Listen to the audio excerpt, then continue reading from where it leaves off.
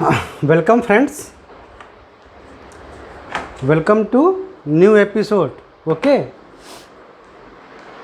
और आज इस एपिसोड में हम एक सिमिलरिटी पर बात करेंगे, लीनियर मोशन और रोटेशनल मोशन की। ठीक है, ये एक कोई बॉडी है मान लो, और ये बॉडी जो है ना वो रिजिड बॉडी है, यानी इस बॉडी के सभी पार्टिकल्स एक दूसरे से रिजिडली जॉइंटेड हैं। तो अगर हम इस बॉडी को इस रोटेशनल एक्सिस, ये रोटेशनल एक्सिस है, ठीक है, मान लो जिसके अबाउट ये बॉडी घूमेगी, तो इस बॉडी का हर particle, since it is a rigid body, तो इस बॉडी का हर पार्टिकल किसी भी time same angular speed omega से घूमेगा। ठीक है, एंगुलर स्पीड ओमेगा से घूमेगा। अगर वो स्पीड रेडियन पर सेकंड में है तो रेडियन पर सेकंड, या कोई भी टाइम में अगर दिया है तो आप उसको लिख सकते हैं। ठीक है, और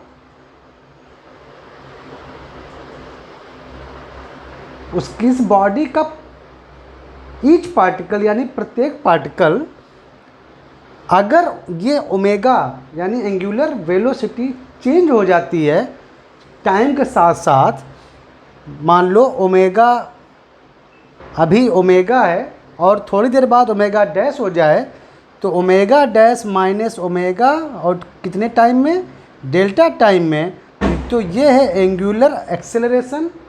एंगुलर एक्सेलरेशन, इसको D omega by d T ऐसे भी लिख सकते हो, यानी rate of change of angular speed with time. तो अगर ये बॉडी टाइम के साथ अपनी एंगुलर वेलोसिटी चेंज करती है, यानी किसी एंगुलर एक्सेलरेशन के अंतर्गत ये बॉडी घूमती है, तो इस बॉडी का हर पार्टिकल यानी प्रत्येक पार्टिकल, ईच पार्टिकल इसी एंगुलर एक्सेलरेशन अल्फा से घूमेगा। तो जब ये बॉडी रोटेट करेगी तो उसका हर पार्टिकल सेम एंगुलर वेलोसिटी से घूमेगा किसी भी टाइम पे, और अगर वो अपनी एंगुलर स्पीड बदलता जाता है, यानी बॉडी में अगर एंगुलर वेलोसिटी चेंज होती रहती है, तो उसका हर पार्टिकल इसी एंगुलर एक्सेलरेशन अल्फा के साथ रोटेट करेगा। ये रोटेशनल मोशन में होता है। देखो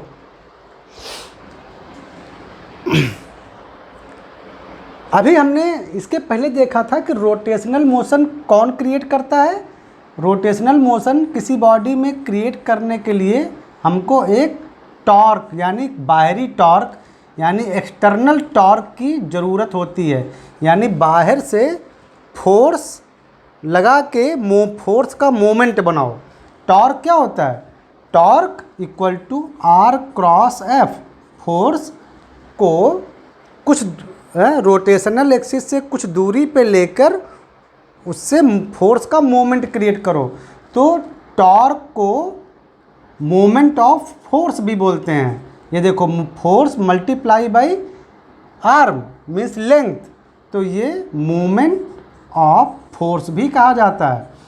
तो एक बाहरी टॉर्क लगा के हम बॉडी को, किसी रिजिड बॉडी को रोटेशनल मोशन देते हैं। सिमिलरली आप लीनियर मोशन में हो।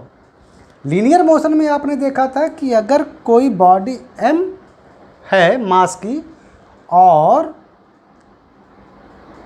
अगर हम इस पर कोई बाहरी फोर्स लगाते हैं, तो इस बॉडी में एक्सेलरेशन जनरेट होता है।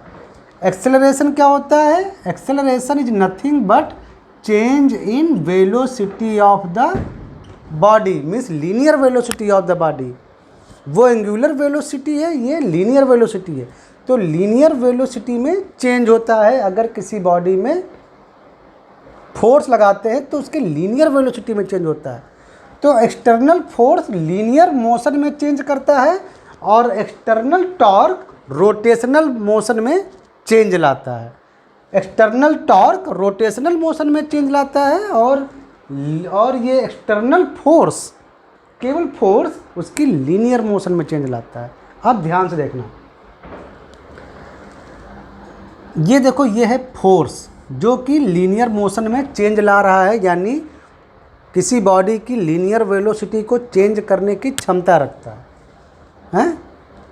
ये है मास। मास क्या है? मास लीनियर मोशन में मास जो है वो इनर्शिया का काम करता है।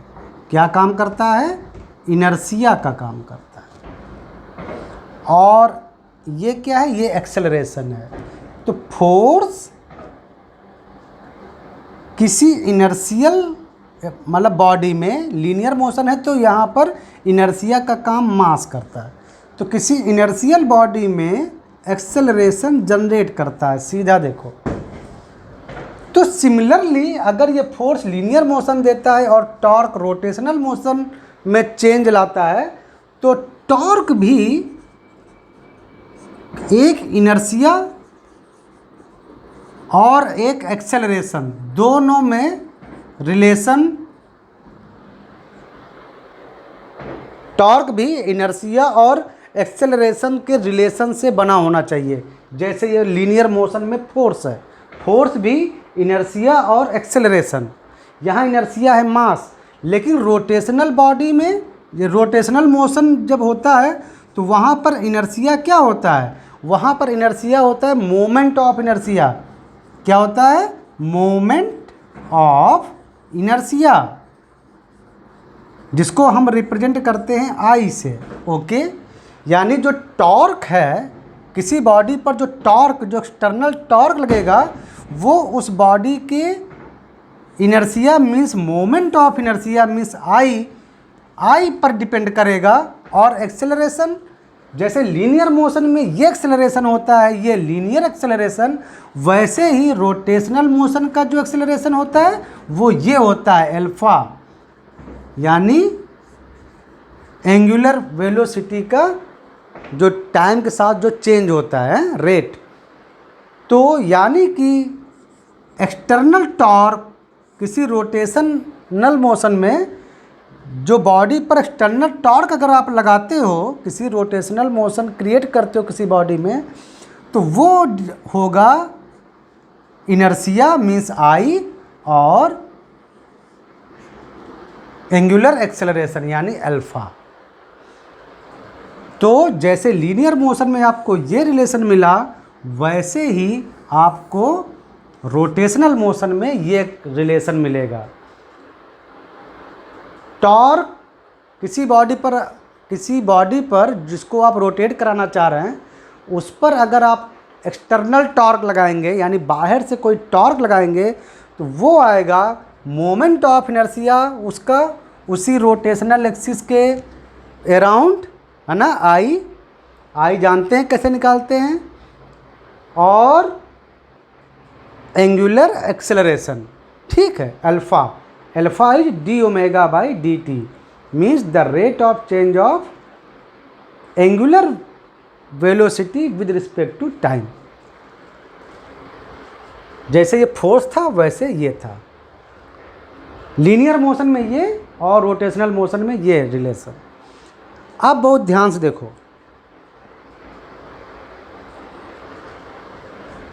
जैसे लीनियर मोशन में और इसके लॉ ऑफ मोशन है ना, जो इक्वेशन ऑफ मोशन वो भी हम आपको समझा चुके हैं, वो मोशन लीनियर मोशन के जैसे ही हैं।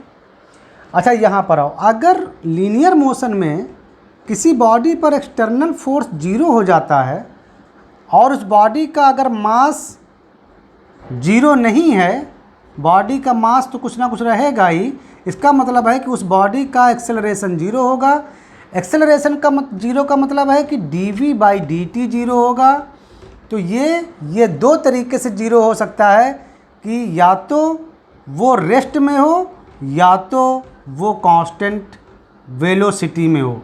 यानी अगर किसी बॉडी पर लीनियर मोशन, अगर कोई बॉडी लीनियर मोशन में है और उस पर कोई एक्सटर्नल फोर्स काम ना कर रहा हो, तो या तो उसकी वेलोसिटी कांस्टेंट होगी, यानी जिस वेलोसिटी से वो बॉडी जा रही है उसी वेलोसिटी से जाएगी, या तो अगर वो बॉडी रेस्ट में है तो वो रेस्ट में रहेगी। सिमिलरली अगर किसी रिजिड बॉडी को आप रोटेशनल मोशन में देख रहे हैं, हाँ, मान लो कोई एक रिजिड बॉडी है जो रोटेशनल मोशन में है, और अगर उस पर कोई एक्सटर्नल फोर्स कोई एक्सटर्नल टॉर्क काम करना बंद कर दे, यानी उस पर कोई एक्सटर्नल टॉर्क न लगाया जाए, तो क्या आएगा, यहाँ से देखो, इसका मतलब कि आई अल्फा 0 आएगा। यानी आई क्या होता है, आई होता है मास और आर स्क्वायर, जानते हैं मास भी लगभग 0 नहीं हो सकता और आर स्क्वायर भी पॉजिटिव वैल्यू है, यानी आई जो है वो आपका 0 होना बहुत मुश्किल है। तो यानी केवल एंगुलर एक्सेलरेशन उस बॉडी का 0 होगा। एंगुलर एक्सेलरेशन का मतलब d omega by d t equal to 0, मतलब या तो उसकी एंगुलर वेलोसिटी 0, यानी अगर वो शुरू में रोटेशन ना कर रही हो, बॉडी रेस्ट में हो, तो वो रेस्ट में ही रहेगी, और या तो फिर उसका ओमेगा कांस्टेंट रहेगा, यानी वो जिस एंगुलर स्पीड से बॉडी घूम रही है वो उसी एंगुलर स्पीड से घूमती रहेगी। अगर किसी बॉडी जो कि वो रोटेशनल मोशन में है, अगर उस पर कोई टॉर्क बाहरी ना लगाया जाए, तो या तो अगर वो पहले से रेस्ट में थी तो फिर रेस्ट में रहेगी, यानी घूमेगी नहीं, और अगर वो किसी एंगुलर वेलोसिटी में थी, यानी अगर वो उसकी एंगुलर वेलोसिटी ओमेगा थी, तो वो फिर बाद में भी या किसी भी टाइम आप चेक करोगे तो उसकी एंगुलर वेलोसिटी ओमेगा ही रहेगी। हाँ, उतना मतलब पर टाइम उतना ही एंगल वो घूमेगी, बॉडी रोटेट करेगी। अब एक चीज़ और देखते हैं, क्या देखते हैं,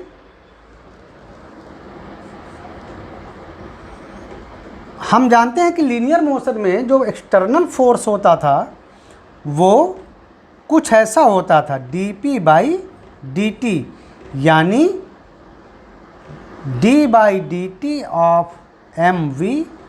हाँ, अगर मास कांस्टेंट है तो m dv by d t means ma, ऐसे ही तो आता था एक्सेलरेशन। यहाँ पे देखो, एक्सटर्नल फोर्स लीनियर मोशन में अगर हम किसी बॉडी पर एक्सटर्नल फोर्स अप्लाई करेंगे तो उसके लीनियर मोमेंटम में टाइम के साथ चेंज आएगा।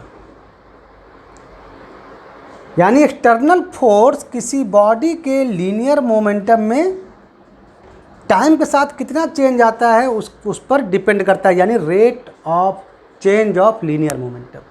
तो इधर भी कुछ ऐसा होना चाहिए कि एक्सटर्नल टॉर्क किसी बॉडी पर जो लगता है उसका, जैसे यहाँ लीनियर मोमेंटम है तो यहाँ कुछ ना कुछ एक ऐसा क्वांटिटी आना चाहिए, एक ऐसा क्वांटिटी आना चाहिए जो बिल्कुल इसी को फॉलो करे, तो उसको हम नाम देते हैं जे।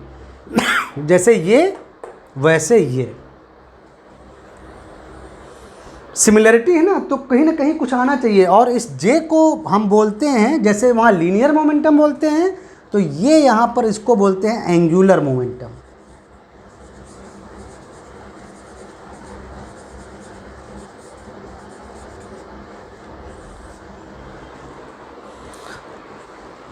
कुछ ऐसा होना चाहिए।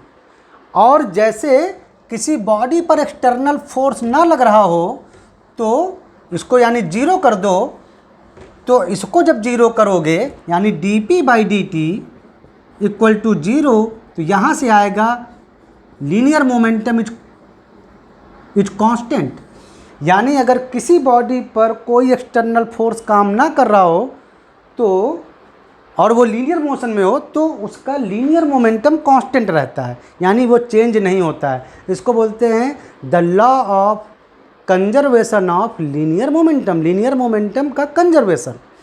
अगर कोई बॉडी लीनियर मोशन में है और उस पर कोई फोर्स काम नहीं कर रहा है, एक्सटर्नल फोर्स, या और एक्सटर्नल फोर्स काम ना करने मतलब है कि अगर बहुत से फोर्स काम कर भी रहे हों तो उनका नेट एक्सटर्नल, जब आप वेक्टर सम करेंगे, टोटल फोर्स को आप जोड़ेंगे तो वो जीरो आना चाहिए।